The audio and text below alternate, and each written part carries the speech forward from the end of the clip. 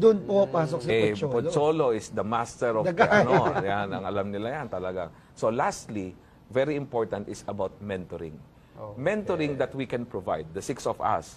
Kasi kami, 6 struggling businessmen in the past. Maraganda success story namin lahat eh.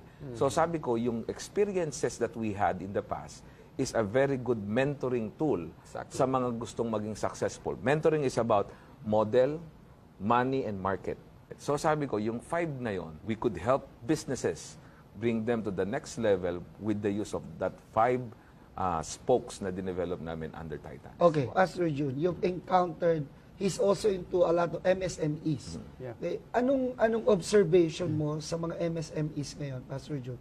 Lalo na nung sinabi niya yung guidelines nila, yan ba ang kailangan ng mga MSMEs natin ngayon? Actually, ang mga Filipino MSMEs are mga gifted people ito eh.